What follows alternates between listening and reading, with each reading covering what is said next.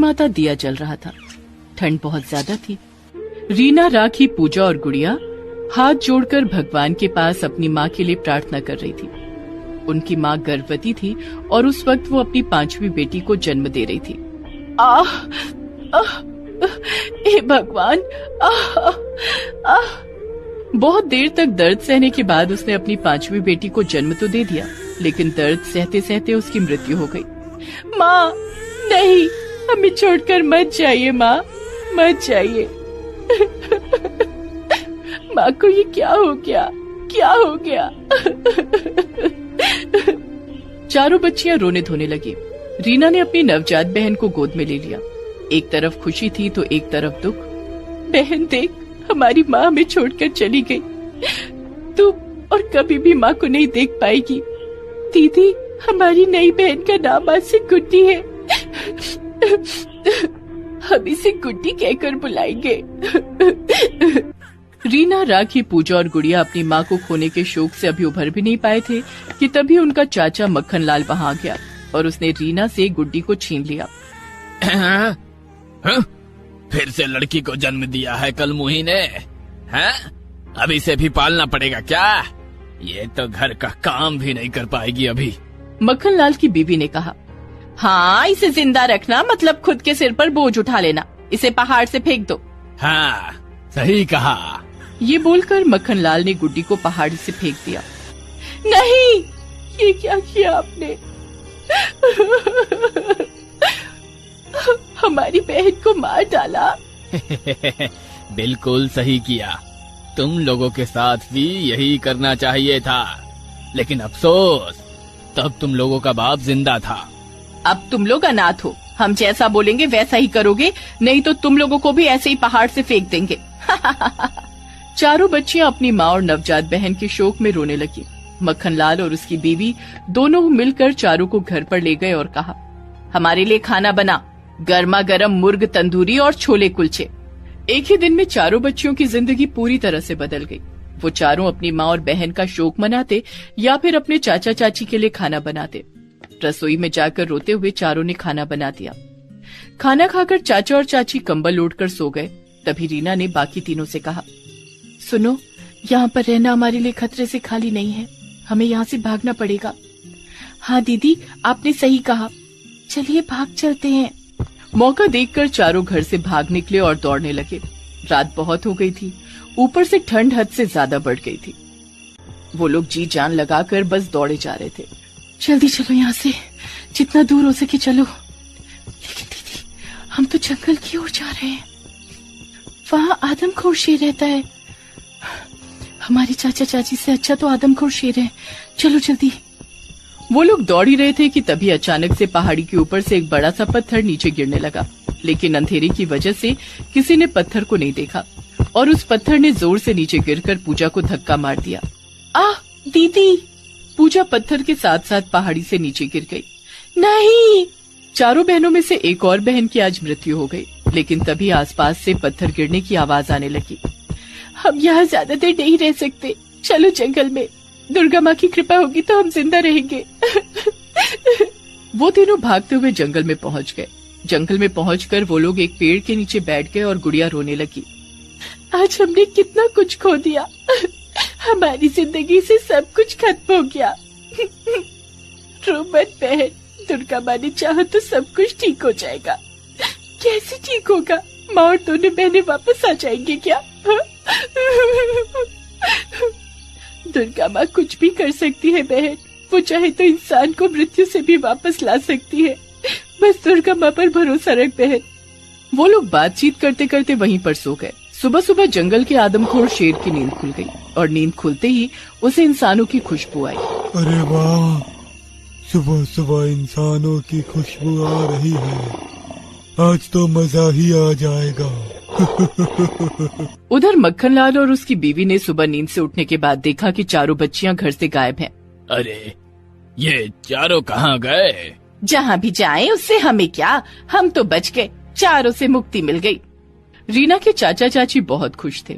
उन्हें अब चारों की शादी नहीं करवानी पड़ेगी। ये सोचकर उन दोनों को शांति मिली।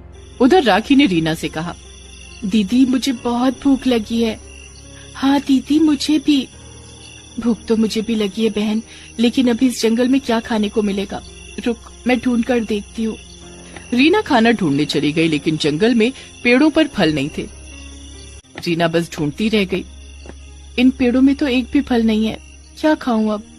बहुत ढूंढने के बाद भी रीना को कुछ नहीं मिला। तभी रीना ने देखा एक पंछी पेड़ पर बैठी हुई है। रीना उस पंछी के पास गई और बोली, प्रणाम, हम तीनों बहनों को बहुत भूख लगी है, लेकिन इस जंगल में कुछ खाने को नहीं मिल रहा है। क्या आप हमें कुछ खाने को दे सकती हैं? बेचारी लड़की, पता नहीं इस उम्र में तुम्हें क्या क्या सहना पड़ रहा है। इस जंगल में सिर्फ कुछ ही पेड़ हैं जिनमें फल उगते हैं, और उसका पता मेरे पास है। तुम यहीं रुको, मैं फल ला देती हूँ। धन्यवाद। वो पंछी उड़ गई और कुछ ही देर में रीना को फल लाकर दिया और कहा, बेटी, तुम इस जंगल में नई हो, उस आदमखोर शेर से बचकर रहना। उसके 2 बड़े बड़े दांत हैं, वो इंसान को एक ही वार में मार देता है। याद रखूंगी, मैं दुर्गा माँ की भक्त हूँ। रीना फल लेकर चली गई और तीनों बहनों ने फल खा लिया। उसके बाद रीना ने कहा, लगता है हमें अब से यहीं रहना होगा। राखी गुड़िया, तुम दोनों लकड़ियाँ काट कर लाओ, हम झोपड़ी बनाएंगे और मैं मिट्टी से दुर्गा माँ की मूर्ति बनाती हूँ। राखी और गुड़िया लकड़ियाँ काटने चली गई और रीना ने मिट्टी से दुर्गा माँ की एक छोटी सी मूर्ति बना ली। उसके बाद उन तीनों ने लकड़ियों से एक छोटी सी झोपड़ी बना ली। फिर दुर्गा माँ की पूजा करने लगी। हे दुर्गा माँ, हमारी रक्षा करना। हमने बहुत कुछ खोया है, किसी अपने को खोकर कैसा लगता है वो हमें पता है। बस इस दुनिया में किसी को ऐसा दुख ना पहुँचे, मैं यही चाहती हूँ। तभी रीना ने देखा गुड़िया के हाथ से खून निकल रहा है।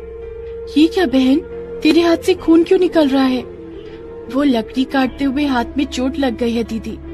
सत्यानाश, अब खून की बू से वो आदमखोर शेर हमें ढूंढ लेगा। अब क्या करे दीदी?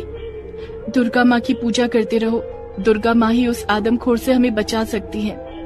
वो तीनों मन लगाकर दुर्गा माँ की पूजा करने लगे और खून की बूंद सूंघते हुए आदमखोर शेर वहाँ पहुँच ही गया।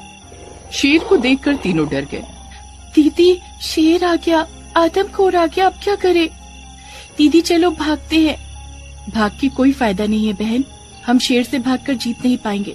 दुर्गा माँ को पूरे मन से बुलाओ, पूरे मन से बुलाने पर दुर्गा माँ जरूर हमें बचाएंगी। तीनों पूरे मन से दुर्गा माँ को बुलाने लगे और भक्ति में खो गए, लेकिन शेर हंसने लगा। बेवकूफ लड़कियों, दुर्गा माँ को बुला रही है। बुलाओ बुलाओ, मैं तुम तीनों को खाने वाला हूँ।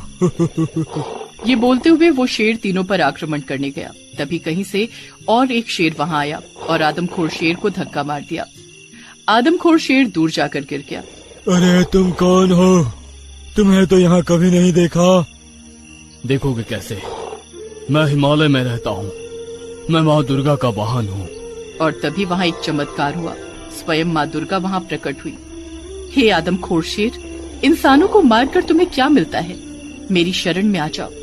दुर्गा माँ को देखकर आदमखोर शेर पूरी तरह से बदल गया। प्रणाम दुर्गा माँ, मुझसे गलती हो गई, मैं आज से किसी भी इंसान को नहीं खाऊंगा। इसके बाद दुर्गा माँ ने रीना, राखी और गुड़िया से कहा, तुम तीनों की भक्ति से मैं प्रसन्न हूँ। डर के मारे तुम तीनों पूजा छोड़कर भाग नहीं गए, इसीलिए मैं तुम तीनों को तुम्हारी माँ और दोनों बहनें लौटा रही हूँ। तथास्तु। दुर्गा माँ ने रीना की दोनों बहनें और माँ को लौटा दिया। सभी को वापस पाकर वो लोग खुशी के आंसू रो पड़े।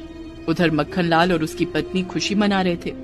तभी दुर्गा माँ के कहने पर दोनों शेर वहाँ गए और दोनों को मार डाला। उन्हें अपने किए की सजा मिल गई और रीना को पूरा परिवार के साथ रहने के साथ साथ घर और जमीन भी मिल गया। इसी तरह दुर्गा माँ की कृपा से सब कुछ अच्छा हो गया। सभी बोलो जय दुर्गा माँ। दोस्तों, आप सभी इस वीडियो पर अपनी माँ की लंबी आयु के लिए कमेंट में आई लव माँ जरूर लिखें। दुर्गा माँ जरूर आपकी इच्छा पूरी करेंगी। और हाँ, इस वीडियो को लाइक जरूर कीजिएगा। हे दुर्गा माँ, ये कैसी नाइंसाफी है। ये लोग मुझे आपके पास भी नहीं आने देते। मैं तो आपकी भक्त हूँ ना। अंजलि रोती रही।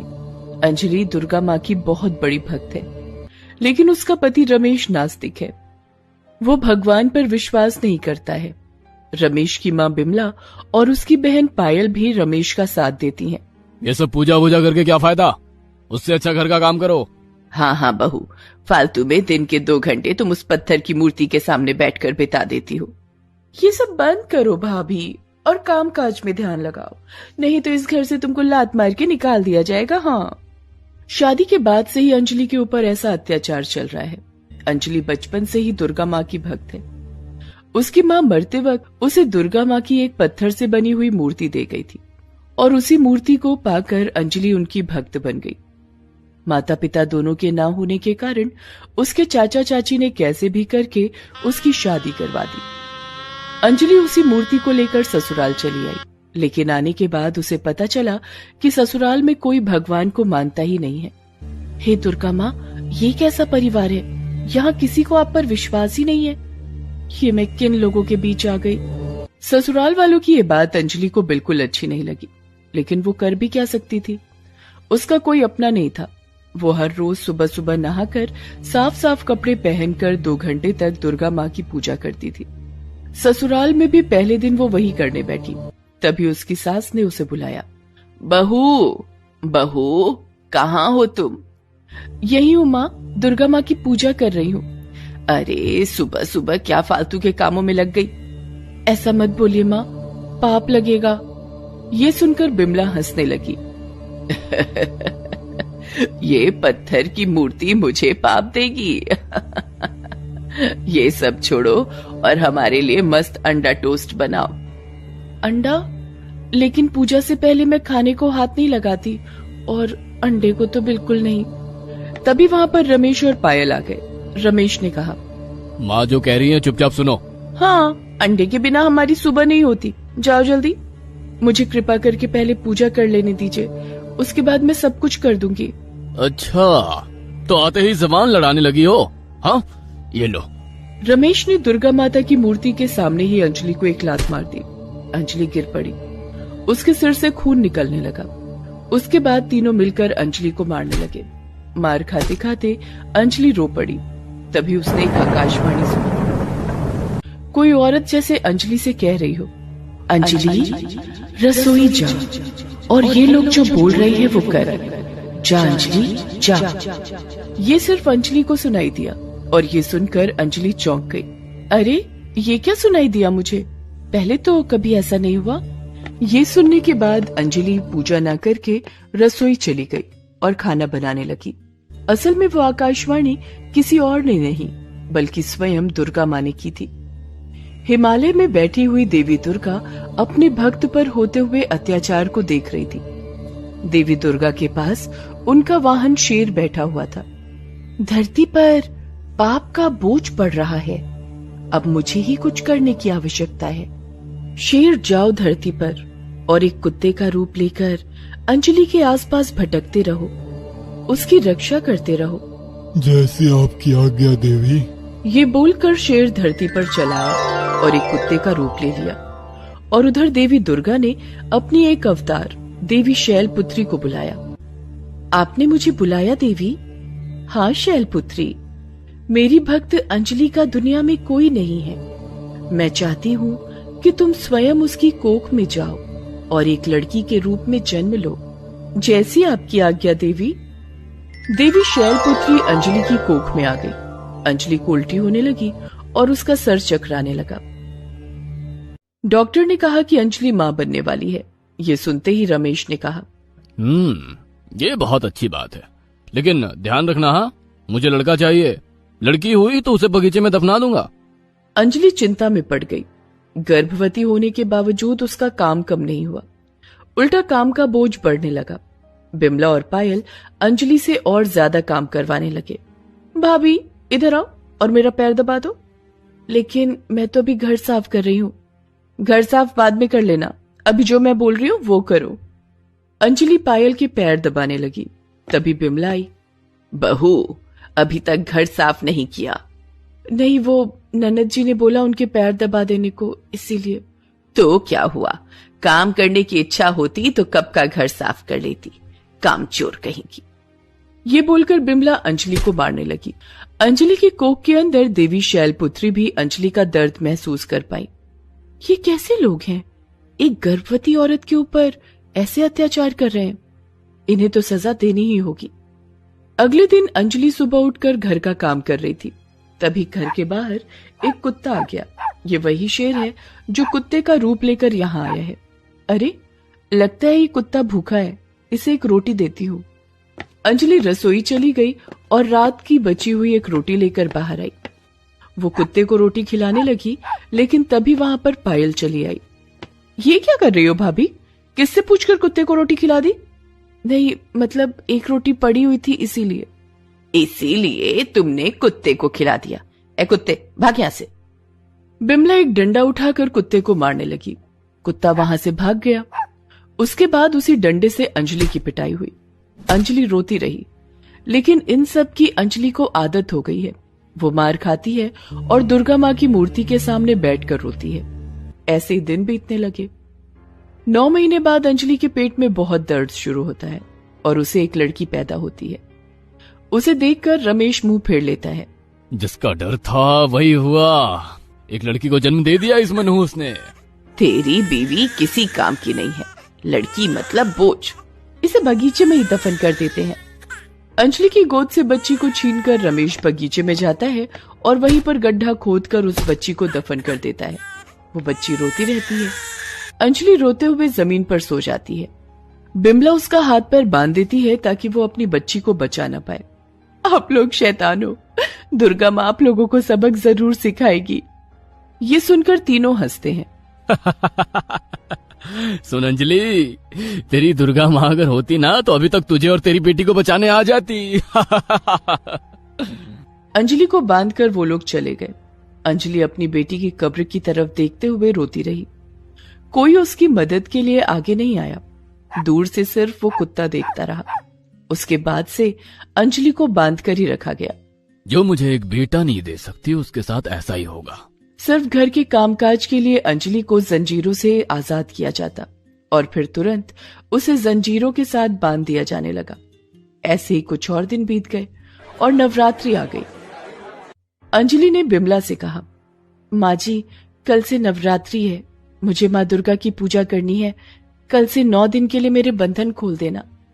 ये नवरात्रि से कुछ नहीं होता, वो सब करने की कोई जरूरत नहीं है। हाँ, और वैसे भी कल चिकन बनेगा घर पे। लेकिन कल तो मैं नॉनवेज को हाथ नहीं लगाऊंगी। तो फिर हमारा खाना कौन बनाएगा? नहीं नहीं, खाना तो तुम्हें ही बनाना पड़ेगा भाभी। मैं बचपन से नवरात्रि मानती आई हूँ, मेरे साथ ऐसा मत कीजिए, मुझे नवरात्रि का पालन करने दीजिए। अंजलि रोने लगी, लेकिन किसी ने उसकी नहीं सुनी। बिमला ने कहा, कल तेरा धर्म मैं भ्रष्ट करती हूँ। तुझे कल चिकन ना खिलाया ना तो मेरा नाम भी बिमला नहीं। अगले दिन सुबह हुई। घर के कामकाज करने के लिए अंजलि का बंधन खोल दिया गया। अंजलि काम करते करते अपने कमरे में घुस गई और दुर्गा माँ की मूर्ति के सामने बैठ गई। हे दुर्गा माँ, ये कैसी नाइंसाफी है। ये लोग मुझे आपके पास भी नहीं आने देते। मैं तो आपकी भक्त हूँ ना। आज से नवरात्रि शुरू हो रही है, लेकिन मैं आपकी पूजा कैसे करूँ?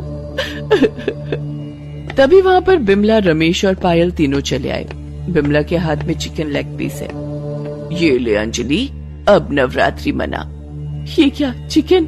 नहीं नहीं, आज मैं ये सब नहीं खा सकती, ये पाप है, पाप है। तीनों ने अंजलि को पकड़ लिया और बिमला जबरदस्ती चिकन खिलाने की कोशिश करती रही, लेकिन अंजलि ने अपना मुंह नहीं खोला। इतने में वो कुत्ता कहीं से दौड़ते हुए आया और बिमला के हाथ में काट लिया। बिमला के हाथ से चिकन गिर गया। आह, ये कुत्ता कहाँ से आया? अच्छा हुआ, बहुत अच्छा हुआ। अच्छा, बड़ा मजा आ रहा है तुझे? हाँ, ये ले। ये बोलकर रमेश ने दुर्गा माँ की मूर्ति को तोड़ने के लिए हाथ में उठा लिया और तभी एक चमत्कार हो गया। उस मूर्ति से स्वयं दुर्गा माँ प्रकट हुई और वो कुत्ता शेर में बदल गया। तुम तीनों पापी हो, खूनी हो और नास्तिक हो। तुमने मेरी भक्त के ऊपर अत्याचार किया, इन सब की सजा तुम तीनों को मिलेगी। ये बोलकर दुर्गा माँ ने तीनों को जमीन के अंदर जिंदा घुसा दिया। तीनों चिल्लाने लगे और ऐसे ही तीनों की मौत हो गई। दुर्गा माँ अब स्वयं आई मुझे बचाने, लेकिन इन लोगों ने मेरी बेटी को मार डाला। नहीं अंजलि, तुम्हारी बेटी जिंदा है, वो देखो। अंजलि ने बगीचे की ओर देखा। उसकी बेटी को जहां दफनाया गया था वहां से देवी शैलपुत्री बाहर आई। उनकी गोद में एक छोटी सी बच्ची खेल रही थी। देवी शैलपुत्री ने उस बच्ची को अंजलि को सौंप दिया। मैं मेरे भक्तों का दुख कभी नहीं सहती अंजलि, इसीलिए मैंने देवी शैलपुत्री को ही तुम्हारी कोख में भेजा था और मेरे वहां